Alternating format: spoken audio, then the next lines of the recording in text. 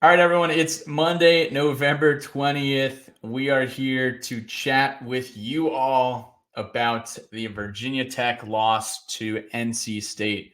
Happened on Saturday. NC State 35, Virginia Tech 28. Joining me in Arlington, Virginia, down there is Billy Ray Mitchell. My name is Pat Finn. I have migrated back to the home state of New Jersey ahead of the gobbling bird consumption holiday on Thursday. Before we all gobbled down to Charlottesville on Saturday. I know that song Shipping Up to Boston. We did that a few weeks ago, but on Saturday we will be gobbling down to Charlottesville. Billy Ray, how are you? I'm good. This is gonna sound vain. I hate the way I look when I shampoo my hair. I kind of look like a second grade dweeb right now. I look like Mr. Coconut Head from Ned's Declassified. So I'm sure I'll be hearing about that in the comments. But no, I mean, Do you not own a hat? the sun has. Yeah, I know. I don't have a hat. The sun has set on a really fun home slate of Virginia Tech football. Gonna break down this football game and just a sore taste in the mouth after a great time in the Terror Dome. So 35-28, NC State makes their way to Blacksburg, Virginia. I'll say this at the top of the podcast because I think he certainly deserves it. Dave Doran, coach of the year in the ACC, if it's not going to be Brom. Really, really masterful job by him this season. Brennan Armstrong comes in feeling pretty good about it, and Brennan Armstrong played his tail off. But this is going to be one of those podcasts, guys. You could probably hear it by the beginning, a little upset here. We have a huge game to preview. This is probably it's a good thing we're not playing against an opponent because this is probably the look ahead podcast as we all look ahead to the UVA game. But we'd be remiss if we didn't talk about this one. So I'm going to have an awesome time talking about this game. And we're going to start things off not with a Hokie haiku because we didn't get any haiku submissions, but I do need to shout out our friend Hokie Hack. We ran into him at Chipotle after the game. And well, it's so that was such a crazy occurrence because game ends and I immediately head over to Chipotle. And I just sent to a bunch of group chats. I was like, hey, I'm getting sad Chipotle. I got in there. I got food in about 4 minutes and I ate it by myself. And Pat was walking by, saw me through the glass, came in, and then we ran into Hokie Hack and recorded a couple Hokie haikus. Slightly inebriated. Those were not suitable for work or Twitter or the internet. So the internet, but it was a fun memory. No, subscribe to the Patreon to get access to said haikus. Those things are definitely locked in the drafts, but hilarious running into our guy Hack. Where did we watch? Where did we tailgate? I got to tell you, the vibe on Saturday was awesome. We were having I probably a top 5 tailgating day since COVID-19. Agree? Great Disagree? tailgate. Great tailgate. Great weather. Awesome vibes. Everybody was happy. We had a ton of Sons of Saturday people in town for the game. My day was a little bit, I know we're rambling here. My day was a little bit ruined. I decided to buy a pair of cowboy boots on Friday and then wear them for the first time on Saturday. So my feet felt like World War III the entire day. That was really the only damper on it. Love your boots. Great boots, though. Good looking boots. I will tell you. Layaway, 5 payments. Funny video of Billy Ray. We're rocking his new boots. Put on the X timeline from Pete B. Great weather. I did make fun of a few friends early in the morning at the German club because I saw that they were wearing shorts. I'm sorry, guys. I take it back, and this is my public apology. But man, the vibes were an all-time high. Kathleen and I distributed hundreds of Sons of Saturday beat NC State buttons at the Manor. Missed like the entirety of our own tailgate. But I wouldn't change a thing. Got to hang out with my sister on her last ever game day as a student at home, and we had a ton of fun and ran into a ton of awesome people while handing out those buttons. But let's get into the game. Sons of Stats have a few key stats that were jumping off the box score from Saturday.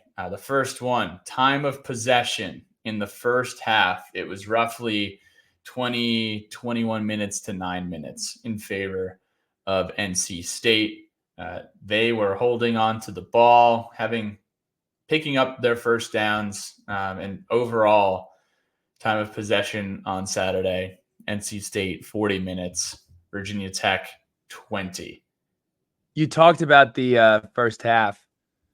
We ran 17 plays in the first half, 18 if you want to count a kneel down. It was the NC State going up and down the field show for that first half. I said this at halftime.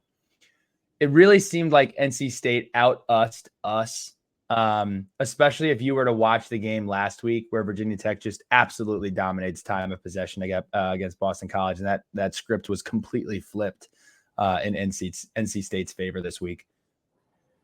Also, the third down offense for Tech, we converted one third down all day. Hokies were 1 of 7.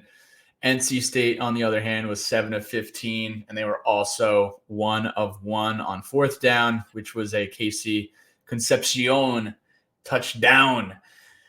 Tech also held NC State to 0 combined points in the first quarter and the fourth quarter. Yet we surrendered 35 points in the second and the third quarter. Just really could not stop them. And what's funny, not funny, but NC State had 0 points off of turnovers. It's not like we were giving them a short field every single time. We just could not stop them from orchestrating these long chunk play after chunk play drives. Main takeaway here, and we could save this for the end, but at the end of the day, Virginia Tech has played 3 good teams this year: Florida State, Louisville, and NC State, and unfortunately has lost all 3 of those games. I know 2 of those games were on the road, and this was the only one at home. And although the box score shows a 1-possession loss, it kind of was more of a lopsided game where we lost control pretty early, dug ourselves into a pretty big hole, and looked pretty good climbing ourselves out, but unfortunately, they stole the couple notes on that. Absolutely should not be looked at as a 1-possession game. That's number one. I would say NC State beat Virginia Tech pretty soundly on Saturday. Number 2, and I'm surprised I have to correct you on this, got to give a little more props to Rutgers. I think you could say 4 good teams. I think Rutgers has a pretty good football team comparable to NC State. The difference with this game and the other ACC losses were the talent disparity wasn't at the level that it was against Louisville and that it was against Florida State. Florida State and Louisville are 2 supremely talented football teams with great coaches. Whereas NC State, I think this game was won and lost in the X's and O's. We're going to get into this when we talk about specifically the defense, but Coach Ine at NC State did a masterful job just scheming us up. And NC State comes in, handles business, and it's a good way to put it. The 3 and 4 best teams that we've played against, we have been beaten soundly. That's what happened on Saturday. Before we dive into the offense here, did you have something? I saw you raised your hand. Yeah, I was gonna say, I think Rutgers is probably the 4th best team we played this year, but I do think that NC State, Florida State, and Louisville are definitely in a higher tier than Rutgers at this point. Rutgers is 6-5. They've lost 3 in a row. I love Rutgers. I just, they're probably a 6-6 team versus NC State could be 9-3. Louisville is already in double digits. Florida State already in double digits. We can debate this. Rutgers plays in the Big Ten. They've played a harder schedule. If NC State and Rutgers play tomorrow, Are we going to argue that the Big Ten is that much better? Yes, absolutely. Without question. Yes, without question. Rutgers finishes top 5 in the ACC. Put it in the comments. Who do you think would beat? Who do you think would win in a game, NC State or Rutgers? Put it in the comments. We'll let the people on a neutral field, what does the Sons of Saturday model predict who wins, NC State or Rutgers? No, would love to. By the way, like the video, smash the like button below. Shout out to our guys at Red White Pod. Smash the like button and subscribe. But yeah, comment below what you think. What would the line be on a Rutgers NC State game on a neutral field? Before we talk about the offense, shout out to our guys at Benny's. An unbelievable first season of slices in the stadium. Pizza abound, PBR abound, good vibes abound. This football season saw great football. It saw great pizza. It saw me eat pizza off the ground. But you can still go ahead and get yourself some Benny's Pizza. Call up your local Benny's joint. They are all over the East Coast. Mention Sons of Saturday. You'll get $5 off of your pie. So shout out our friends over at Benny's Pizza. Talk to you about this offense. Well, the first thing my dad said to me on the phone yesterday as we were driving up to New Jersey was, how was the game? And did Billy eat any ground pizza? So maybe we'll have 1 credit a year for ground pizza. He used up all his credits this year, but fear not, Benny's team, Billy Ray, will be back consuming ground pizza in 2024. Mm-hmm. Offensively, we're going to talk about the offense first. Okay, so here is the first drive after NC State goes up 7-0. It was a punt fest throughout the entirety of the first quarter, and then NC State sustains a bit longer of a drive, and they punch it in right at the beginning of the second quarter. First down, Bashal Tutin gets pretty much a telegraphed pass in the backfield. Peyton Wilson was all over it. He knew it was coming, and it was a loss of 6. Second down and 16. Tutin gains 9 yards, but there's an illegal shift and a holding. Tough play for Caden Moore. And instead of, third down and 7, it is 2nd and 25. Drones hits Daquan Wright for 3 yards, making it 3rd and 22. And then in the ESPN play-by-play, it says it was a false start on Peter Moore. Probably a common occurrence since there is Braylon, Caden, and Peter Moore suiting up on the offensive side of the ball when Virginia Tech has the ball. But one of the Moore brothers had a false start in 3rd and 22. So we have 3rd and 27 from our own 8-yard line. Kyron Drones goes for 13 to our own 31 or our own 21. We got 4th and 14 from our own 21-yard line. Peter Moore has a 39-yard punt. And just like that, after NC State has scored their first touchdown of the day, 3 and out, and all of a sudden they are taking over at their own 40-yard line, fresh off of scoring a touchdown. Our defense, get back out there. You guys got to go contain Brennan Armstrong and Casey Concepcion again. Peyton Wilson was all over the field. This guy was unbelievable all day long. Will definitely be on the top of NFL draft boards, but 11 tackles, 3.5 tackles for loss, and a sack. Pretty much need to give this guy the Buckus Award. He has like 125 tackles on the year. The dude is unbelievable. I would say that he's probably the best player that I've seen play live all season. It's not only when he's making plays, it's that he's around the ball every single time that there's an offensive snap. Complete difference maker. His cardio is unbelievable. He's an amazing player. The best player I've seen us play all season long. So hats off to Peyton Wilson. Guy also wears like no pads. He dresses like a wide receiver kind of.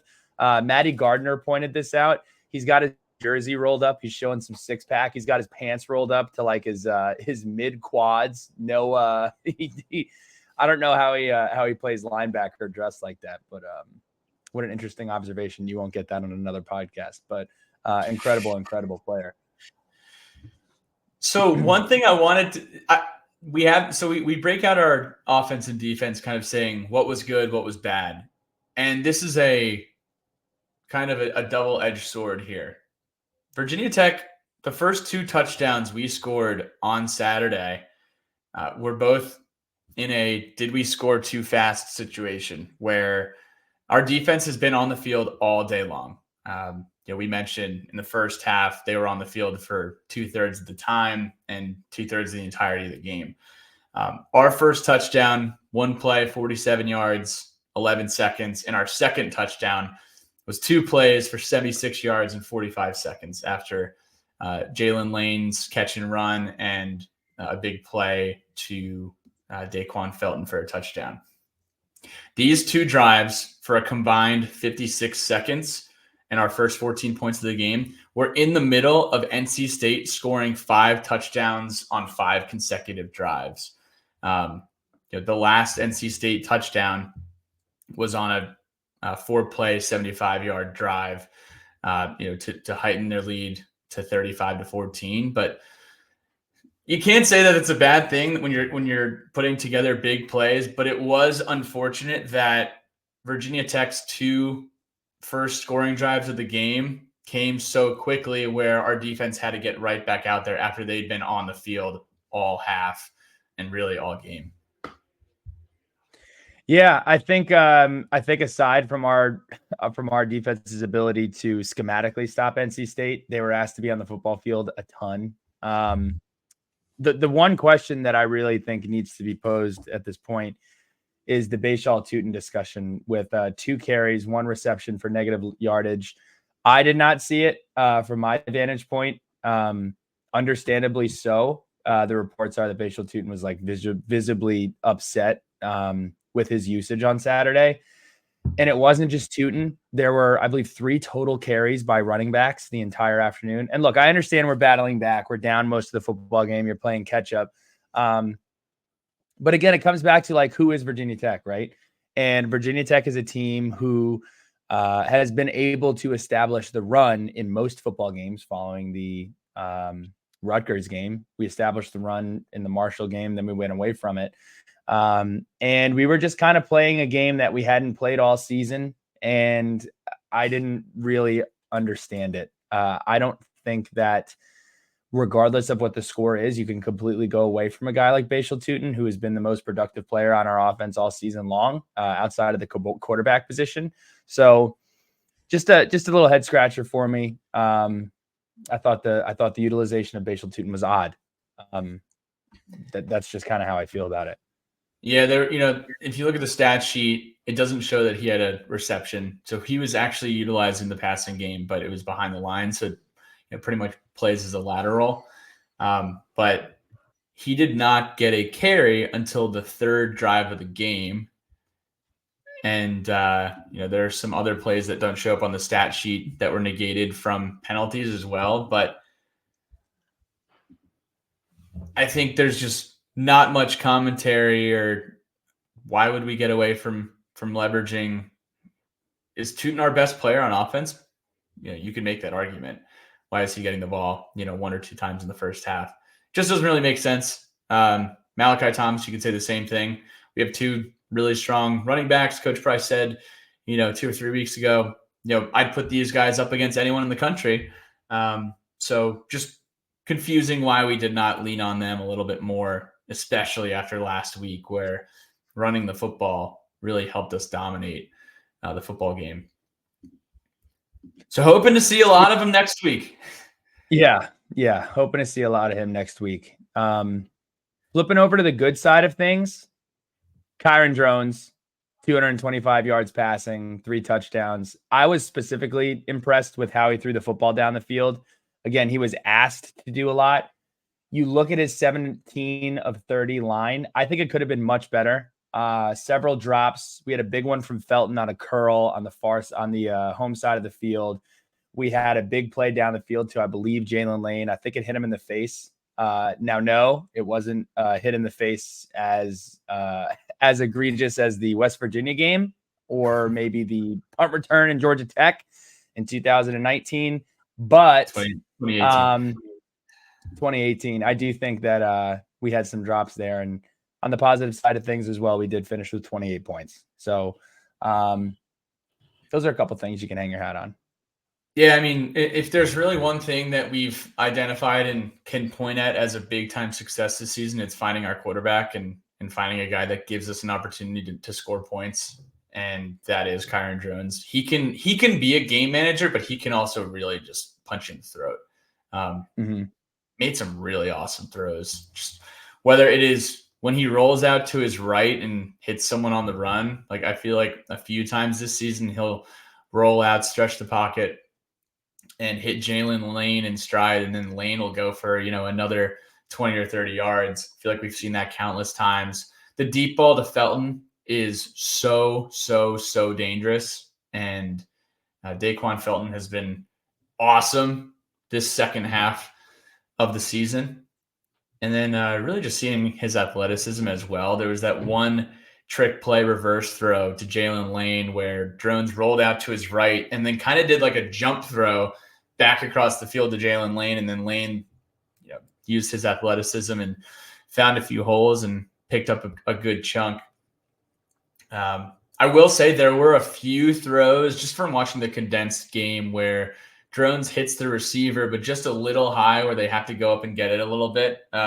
Just something to be a little bit cautious about, on one of the interceptions that was called back, went a little high on Gosnell, had to climb the ladder and ended up being tipped. And, we can see that being a threat to the opposition turning over the ball. But overall, really pleased with Drones, and he's taking care of the football really well all year. So I'm fired up. I'm excited to see more of him next week.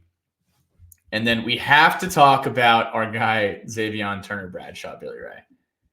I mean, I saw this guy in the field, and everybody that was around me, I said, Xavier Bradshaw is getting the ball. Every single time that he's on the field, it seems like he gets the football. I don't know if it's a situation where we draw the play up and we say, okay, go run this play specifically right now. And he goes out and does it. I'm going to lean on you for this comp. Coach Holmes compared him to Richard Johnson. Without having the historical knowledge of Virginia Tech, don't know who that is. Again, I'll probably get crushed for it, but he said that he's a guy that comes in. He was a reverse pass type of gadget guy. But his utilization, I'd love to find a way for one, him to gain about 20 pounds, and two, for him to be on the field more. He's super explosive. Incredibly fun to watch. Richard Johnson had to be between 99 and 2003. And I think most folks my age will probably struggle to have too many concrete memories of Richard Johnson.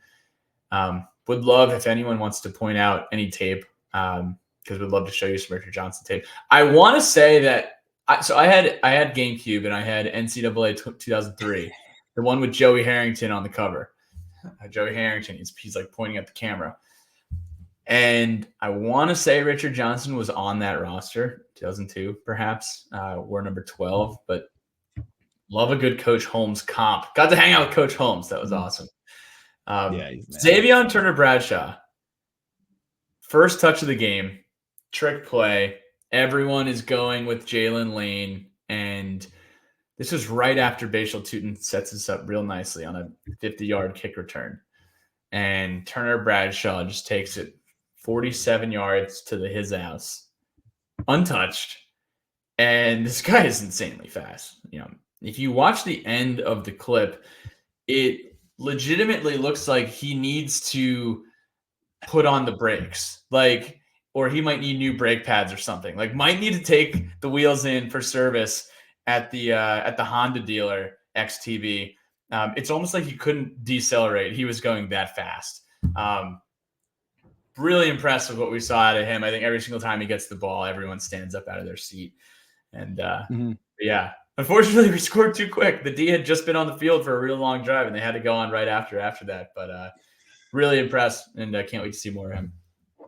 I only have this written down because I thought of it when you mentioned kickoffs. A tweak that NC State made that nobody has made yet was after the long return from Tutin, they switched to doing pop-ups exclusively to Malachi Thomas, which basically took Tutin's ability to make an impact on special teams out of the game as well. nice adjustment from NC State as well. We don't do special teams breakdowns usually on the post game, but that was a good move by them. Flipping the page over to the defense. Like I said, look, at the end of the day, Robert and A put on a clinic. This was their second most yards in this season in a football game with 408 behind VMI. It's the most points they scored against an ACC opponent. The Virginia Tech defense, unfortunately, could not force a turnover. Could not get off the field on third down, 7 of 15. The front seven. This is my biggest I don't understand point of the back half of this season. We had 8 sacks versus Syracuse, and since then, we basically have 1.5 sacks. We had a sack in this game. I couldn't remember it. The Tech sideline guys couldn't remember it. Brennan Armstrong gave himself up, and Norrell Pollard essentially was credited with a sack. But we've only had 2 sacks, in 3 games since the Syracuse game. And then the one stat that I always look for in games like this, the leading tacklers for your Virginia Tech Hokies in this football game were Keontae Jenkins. He had 8, Mansour Delane, he had 8, and Jalen Stroman, he had 7. Say it again, whenever you have guys in your secondary being counted on to make the tackle, most of the time, you're probably not going to win the football game. That's what we did, and we did, in fact, not win the football game. So the linebackers just... It was a tough day to be a Virginia Tech linebacker in space. I really don't have much else to say about it other than that. The open field tackling was tough. Brennan Armstrong, I got to tip my cap to him, man. I mean, he's limited in what he's able to do, but he was extremely effective on Saturday, making people miss, getting out of the pocket, made the throws that he needed to make, it was tough. It's tough to watch.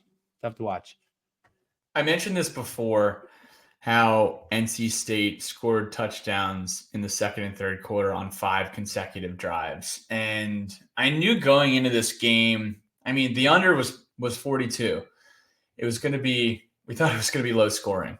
And a reason for that is because of how these are 2 defenses that, you got an NC State offense that is just not very good, and you thought Tech would be able to contain them. And then you have a Virginia Tech, you have an NC State defense that is, going to stuff Virginia Tech's offense. So I thought it was going to be a game that field goals, I guess, bend don't break is what I'm trying to say.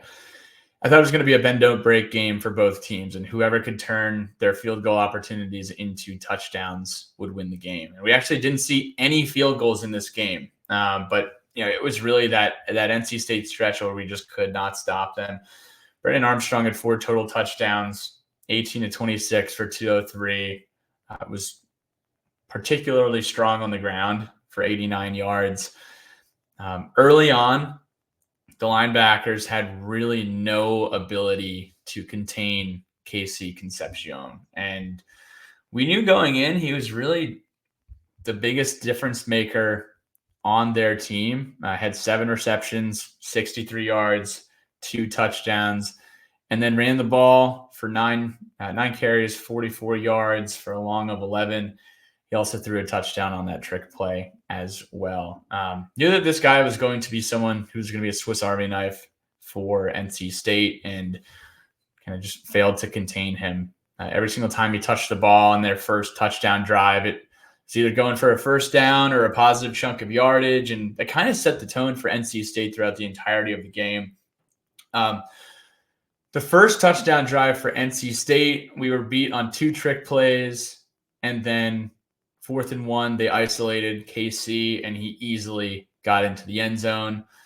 And then I have down their third touchdown drive, the one right before half. It's 2nd and 4, and KC Concepcion seems to get wrapped up. He's going right, and then all of a sudden he just bounces off and scurries left, gets 11 yards, and instead of probably having a 3rd and long opportunity to get the ball back, he gets a first down chunk gain, and that drive was their longest touchdown drive of the game, 11 plays, and it ended the half. which they got ball right after half as well. So knew that we were going to need some firepower in the second half to pull away and get back into it. Wolfpack score on the next 2 possessions out of the half, and it was really just too deep of a hole to get out of. You can't spot in opposition a 28-7 lead, starting the third quarter, getting the ball for the first time and thinking that you're going to have a chance to win the ball game. The last touchdown drive, Brennan Armstrong really just went to work. And, he's had a tough year. His first game back as a starter. Handled the low snap on 2nd and 10 in his own territory, made a nice throw in the flat to Bradley Rosner for 15 yards. And then the very next play, Feldarius Payne makes an awesome move, gets by the guard. He pretty much gets to Armstrong in the backfield, but failed to execute on the sack. And there goes Brennan, 43 yards down to the Tech 17. And the next play is the KC Concepcion trick play for the touchdown, and it's pretty much game over. Trick play was very, very similar to the Malachi Thomas touchdown against Syracuse, same end zone. But NC State also had a lot of touchdowns on pretty decisive plays early on in the game. Their first 2 scores, they scored on a 4th and 1, and they scored on a 3rd and goal. It was just tough. They did everything that they needed to do offensively to win the football game. They certainly did. And I think to sum it up, coming into the game, we knew 2 things. I knew it. You knew it. Everybody who paid attention on any level knew it. We had to stop Concepcion and we had to stop Armstrong from running the football. Concepcion and Armstrong combined for 353 yards and had a hand in every single touchdown that was scored on Saturday. Masterful performance by both. And that's it. Blue ribbon time. That's blue ribbon. We're giving out some awards. We already gave Peyton Wilson the Buckus Award. We might as well give out a blue ribbon here this week. Awesome time in Lane Stadium. We went to all 6 home games. First time that you and I have gone to all 6 home games since we started this thing. I think I went to 4 or 5 in 2017, the year I graduated. I made it to every home game as a student. That was cool. Being able to be in Lane for every game this year was special, and we got to see a lot of people enjoying their Pabst Blue Ribbons. What was your favorite game? My favorite game was probably, I want to say Pitt. Syracuse was a lot of fun too. I want to say it was Pitt too, because that was a big ACC win at home. Like we needed, I think that was the highest level of we need this more than anything. You had a not just the season, in years. Yeah, in years. 1-3 football team playing a conference opponent at home. It's Pittsburgh, who has just had our number the last 2+ years. The Abanikanda game last year. Kenny Pickett destroyed us the year before. It was kind of just like finally we can beat Pitt again. And it was just so much fun.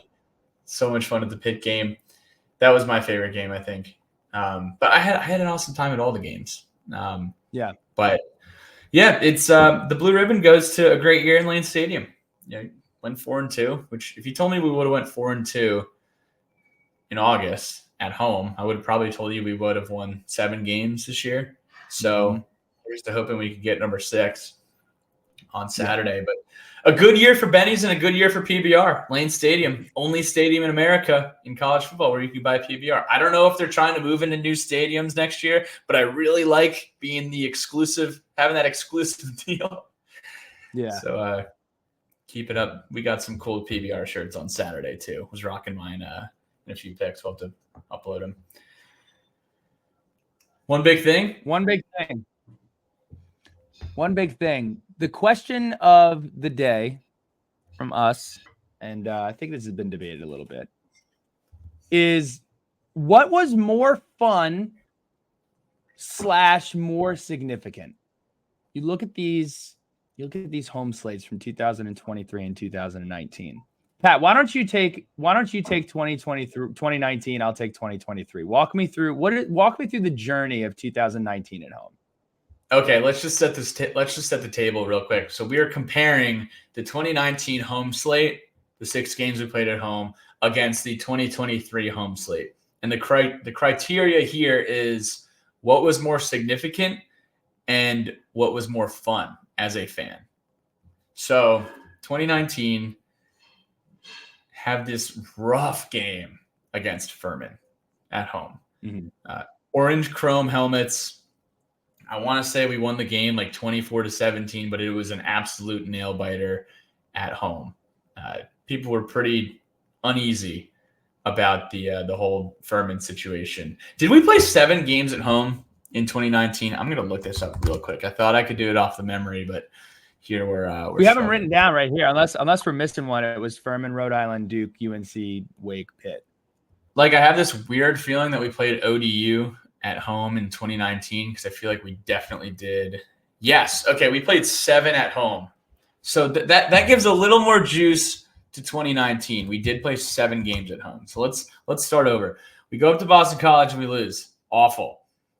And then we host Old Dominion, 31-17 win. This was the year after they had beaten us in Norfolk.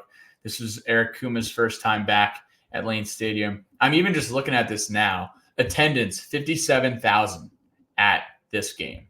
So that's a good data point too. You know when it's not sold out, there's kind of a little sadness in the air. We just lost at BC, so people were probably, upset of how things were going. And then Furman, attendance 52,000. So we're getting into a valley here. I know a lot of fans probably were no longer trying, people wanted Fuente gone at this point, and they weren't showing up. That game was awful. And then we have another home game against the Duke Blue Devils. And it's like, all right, Friday night, ACC Network, game of the week on Friday or whatever. Honoring the 99 team. Honoring the 1999 team.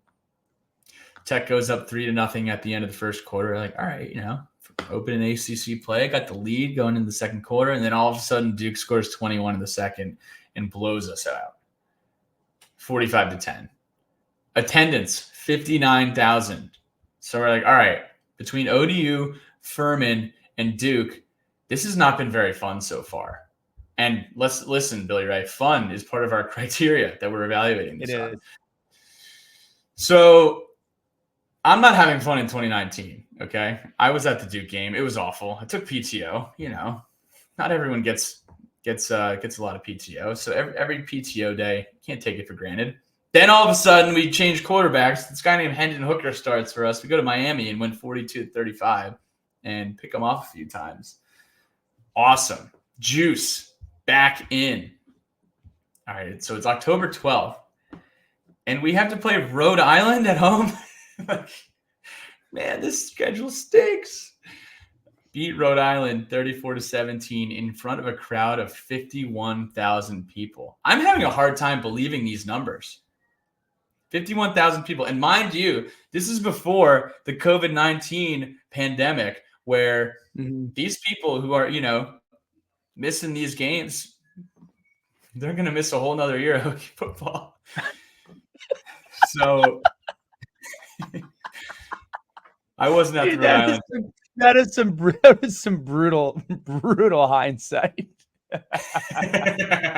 Well, I was watching SEC Shorts today. I was watching the one where they fired Jimbo, and they go to this is right when they hired Jimbo. They go to the fortune teller, and they're asking him like, "Hey, how many natties are we going to win with Jimbo?" Blah blah blah blah blah. And then they start talking about like COVID and how they're going to miss a shortened season. You'll have to watch it. We'll put the link in the chat or something. Totally tangent here.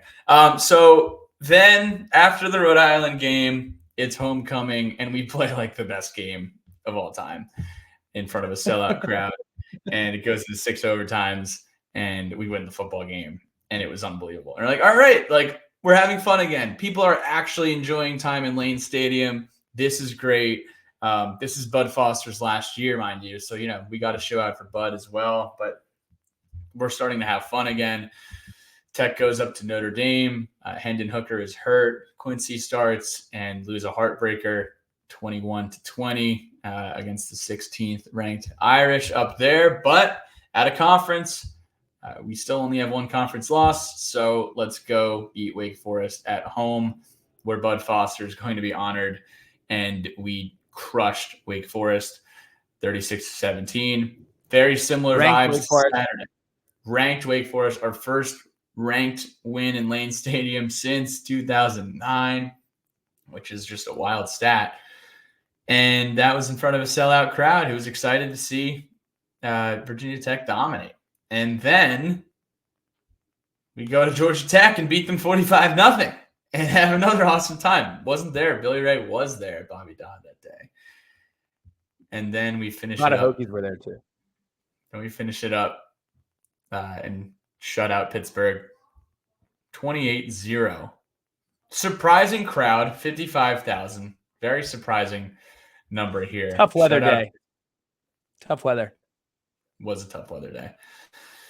So that's the 2019 story. So like you have three awesome moments, and then you have 4 games that are just like, why am I getting season tickets? So I don't know. 2023, I thought was awesome as a fan and as someone who went to every game. You had ODU at home.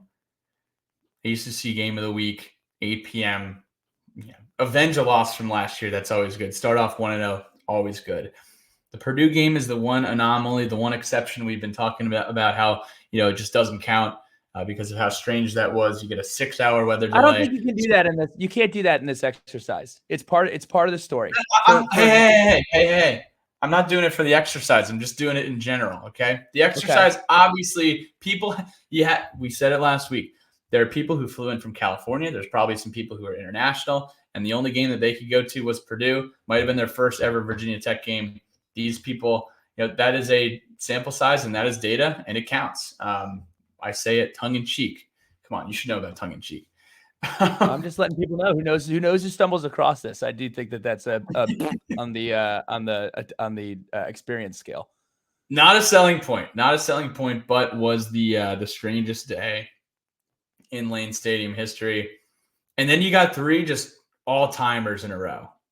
Were they significant as far as beating good football teams? No. Were they fun? Yes. Pittsburgh, Wake, Syracuse. You beat Pitt at night. You crush Wake on homecoming in front of a sellout. Yeah, you beat Syracuse on Thursday night. And we sold out 5 of 6 this year. It's also just really, really, really good. And, we were there. We saw. I mean, there might have been the top of the student section was not full for Saturday, but for NC State. But, on the fun scale, I think I'm giving it to 2023. I need to have a sip of tea.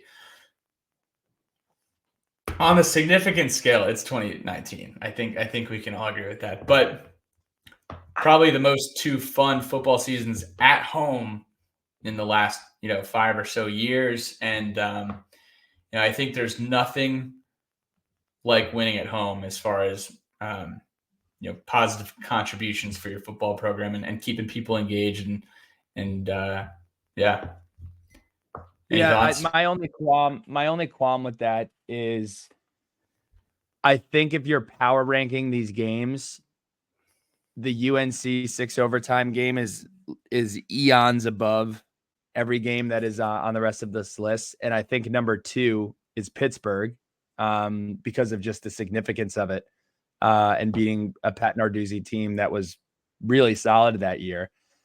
And then like the 3rd best game, I'll be honest with you, like the Bud Foster send-off, winning the first ranked game at home against Wake Forest, like say what you will about that. It's still a ranked win.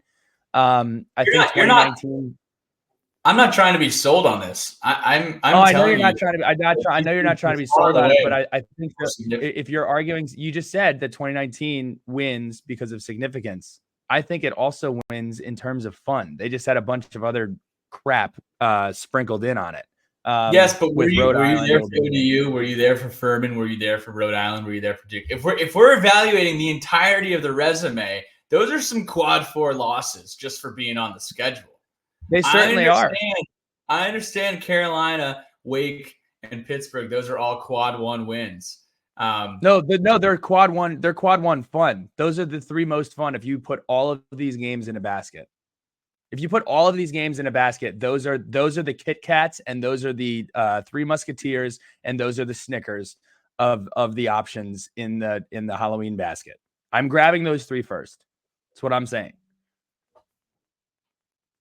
I think I'm probably grabbing those 3 first too. Mm-hmm. But you still had to live through the ODU and the Furman and the Duke and the Rhode Island. I'm saying you still had to live through that. To drink wine, sometimes you got to stomp on grapes. Nobody wants to do that, So, but no, I do. I agree with you. I think 2019 and 2023, you'd be hard pressed. You'd be hard pressed to find 2 better seasons of home games. Season tickets, money well spent. Yeah. And I would say if you're looking at the totality of it, you're probably the overall body of work. 2023, man, what an awesome year. And how many night games we played? You can consider Purdue a night game, Pittsburgh's a night game, Syracuse is a night game, ODU is a night game, NC State is a night game because of stupid daylight savings. So in theory, every single game. Every Mm-hmm. single game on the 2022 or 2023 schedule was played under the lights. It's true. Can't say that about the noon specials of early 2019. And Purdue, as much as that experience sucked, I would take that 10 times out of 10 than Duke 2019. And I think a lot of people listening. Well. So, guys, comment something down below on YouTube. I'd love to hear other folks' thoughts on just comparing 2019 and 2023. But all in all, really fun times in Lane Stadium, and fortunate that we're able to talk about it. So we are about to do closing thoughts. Before we do that, it's just on my screen now. So I'm watching UNC Greensboro play Virginia Tech and women's basketball. Just want to take a second to recognize the greatness that is Liz Kitley. They have this Virginia Tech career records posted right here. Liz Kitley, career record holder in points, double doubles, field goal makes, field goal percentage, blocks, and 30+ point games. Incredible. She is beauty. She is grace. She is Liz Kitley. She is the GOAT. Closing thoughts. Roll my sleeves up for this one. This is why the Marshall game and the Purdue game rear their ugly, ugly heads. You have to win the game this week. I said this at the beginning of the season, that success, in my opinion, or the bar is going to a bowl game. By the nature of this season, it's very difficult not to look at this year as 2 chapters. The first chapter, when we're figuring out what our offense is going to be, and the second chapter of we figured out what we're going to be. We lose to Louisville, we lose to Florida State, and we lose to NC State. Now, if we were to have won this game this week and lost next week, I'm obviously upset that we lose to UVA, but we're going to a bowl game. We get the extra month of bowl preparation, and you double your win total from last year, and you can use that as some positive momentum. It has now come to the point where you must beat UVA to go to bowl eligibility. Am I scared of Saturday? I am. It's a scary, scary game to play, but am I excited about the opportunity? Am I excited that this game means even more than just the Commonwealth Cup and re-upping your season pass that we have been getting for basically every single year for the last 2 decades? You bet your boots on that, partner. So that's my one big thing. This is huge, huge on Saturday, and we'll both be there. So looking forward to it. We will be gobbling down to Charlottesville on Saturday. I think some other things are just like, man, do we need to score in the first quarter next week? another scoreless first quarter for Virginia Tech last week. And just, we know our identity. Let's go ahead and execute on it. This is how we are going to beat football teams. This is how we are going to win games. We've done it 5 times this year. And all 5 times we've been able to play our game and run the football. I think we're kind of just figuring out, all right, what are our immediate needs from the transfer portal as we head into the off season. I know that, hey, we got to win on Saturday and would love to make a bowl game so we can learn even more about this team. But we also, this is a long-term fanhood, and we got to look forward to seeing what areas of need we need to cover for next year. And it's going to be defensive line. It's going to be in the linebacker room, and then some adjustments and some new guys and new faces on the offensive line as well. But all in all, it has been exciting to have a second half of the year completely different from the first half of the year, as you kindly broke it down there, Billy Ray. So, Sharky shout-outs, other stuff from game day, mementos here. Do you want to kick things off? Any folks you wanted to address, shout out? Yeah. First and foremost, I want to shout out. This is something that we knew was a storyline coming into the year, and it was a hot wing and hotter take submission. Was that baby Elsie, Bryce and Macy Chalkley's lovely, lovely daughter, was going to make it to her first football game at Lane Stadium. You want to go to a football game for every year that you're on Earth. Well, guess what? She was able to make it to Lane Stadium before she turned 1. She has been to more football games in Lane Stadium than she has made trips around the sun. So that was really, really cool. Made her way in, I think, in the second quarter, the second half. 6-month-old baby Elsie made it. Really, really cool. Adorable photos. Awesome core memory for the Chalkley family. Bryce is always good at the one-liners. So we all take the photo. We all are patting him on the back. Hey, that's great. You got a couple people Bryce probably doesn't know. And he turns around and he goes, hey guys, congratulations. You will be on my wall for the rest of our lives. So pretty cool. So excited she was able to make it out to the game. Aside from that, shout out to Nina Temple and Richard Lockbaum, who are now the Lockbombs, thebomb.com. I was at their wedding in Asheville, North Carolina on Friday. Absolutely beautiful, quaint. Had it at Highland Brewing in Asheville. Asheville's awesome. West Carolina is awesome. Those are my shout outs. I'm going to do my best to get this picture of Elsie and the gang uploaded here on the YouTube real quick. But yeah, I got a few as well. I thought it was really cool when Corey Moore was honored during the first quarter. People were really fired up to see Corey Moore back, College Football Hall of Fame inductee. So that was awesome. There was a really cool picture that had Coach Beamer and Corey Moore and Coach Wiles. Coach Wiles did coach Corey Moore when Coach Wiles was at Virginia Tech. We did start a Charlie Wiles chant early in the first half on Saturday as he was near us on the sideline. So that was awesome. For the viewers on YouTube, there is the group photo here. We got Macy holding baby Elsie. We have Bryce looking proud as ever. And then the rest of the gang.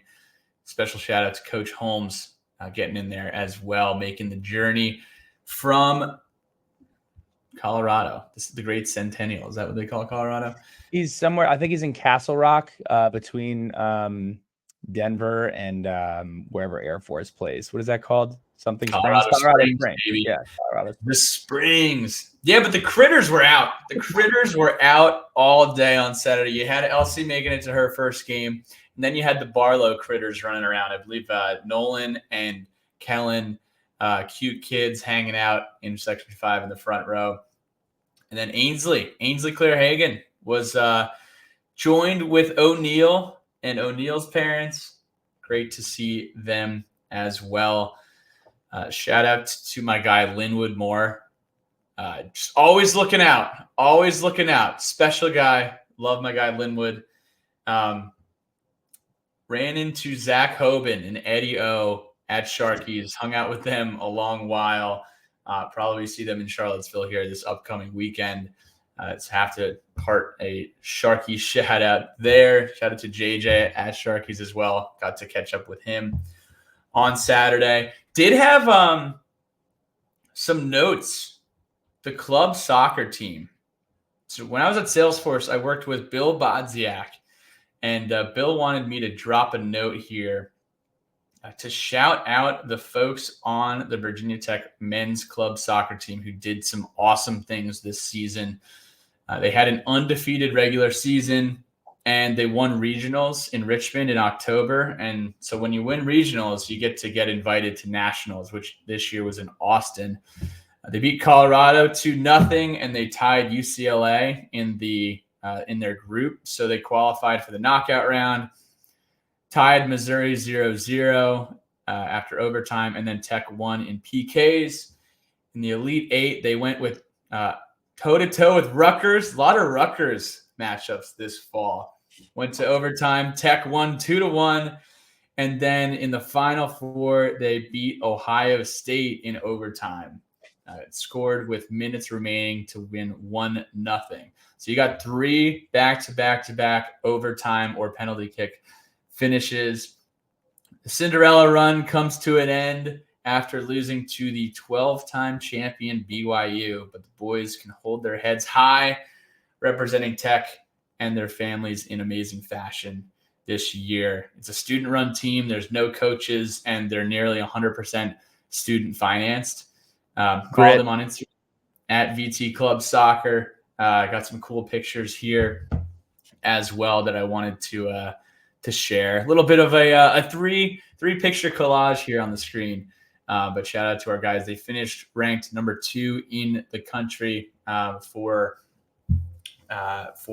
losing in the finals there to BYU. But a really good job by those guys, and cool shout out. Thank you, Bill, for sharing. And then last one here. Bryce Mark Antonio coming on the podcast. I think we'll do 15 minutes at the end of our UVA preview. He is in Fiji at Virginia Tech every year, Fiji at Tech and Fiji at UVA. They raise a ton of money for the V Foundation for Cancer Research. And they do a pretty cool tradition where the game ball is run from one campus to the other. So this year it's run from Virginia Tech to Charlottesville before kickoff. I think they do like a handoff in Lynchburg. But BT Fiji already has raised $16,000 for the V Foundation for Cancer Research. So I think we're going to have Bryce on later this week to chat about it and give us the scoops. Probably see him here this weekend in Charlottesville as well. So that's it. It's Hate Week. Maybe we'll do some fun social media posts. That's not a maybe. We definitely will. We'll pull all the Colin Cowherd clips. We'll pull all the fun memes, and we'll pull out all the stops. It's always fun going up to Charlottesville. Probably going to watch at Boylan Heights for the Michigan-Ohio State game, which starts at noon. And looking forward to seeing everyone up there. Is that a podcast? I'm adding this to the dossier next week. I'd love to run down. I don't know how we can organize this, but I would love to do some sort of like pick 'em for 10 games for rivalry week. Do a little friendly competition, plant your flag somewhere. But do you have any of the games that you are most any under the radar games? Of course, we're all fired up for our game. We're all fired up for Ohio State. But are there any other games that you're looking at that you're really excited to watch? Under the radar, I guess this is probably the biggest civil war in decades, considering this is probably the last Civil War. Friday night. It's Friday night. You got Oregon, who is probably a few games away from making the playoff, assuming what happens in the Pac-12 championship.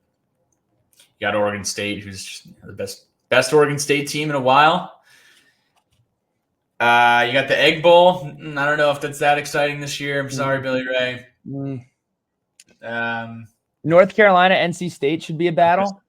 I like that. You got an NC State team who could win 10 games this year. Mm-hmm. You know? Mm-hmm. Florida State, Florida. I got to tell you, the committee has got to be tied in knots about this week. I mean, there are so many weird situations that could that could unfold. You have Louisville versus Kentucky. Louisville's boat race them. Louisville's jockeying for probably their highest final ranking in school history, potentially. Mm-hmm. Crazy to think that if Louisville doesn't have an injured running back against Pittsburgh, that the ACC championship could be a de facto playing game. But they fumbled the bag at Heinz Field. That's a podcast. That's it. We didn't finish that strong here. Through the I didn't think we were going to get that question here, but yeah, I think that's all the games. Georgia Tech, not going to be exciting. Shouldn't be exciting. You never know. Fighting Brent Keys could show up. Who knows? Line's 24.5 or 24 for Georgia. I'm surprised it's not larger than that. Oh, the Iron Ball. Yeah. Alabama's got to go to Jordan-Hare. You never know what Auburn can do after losing by 3 scores at home to New Mexico State. It's true. Well, we will be back here in a couple of days previewing this game. I hope you guys are getting ready. Pack your blue jeans, pack your sweatshirts, leave your bow ties at home, leave your Cabernet and your Merlot at home, and let's win a football game on Saturday. Let's get bowl eligible. Let's do it. And shout out to Britney Spears for putting us on her Instagram. That was pretty cool.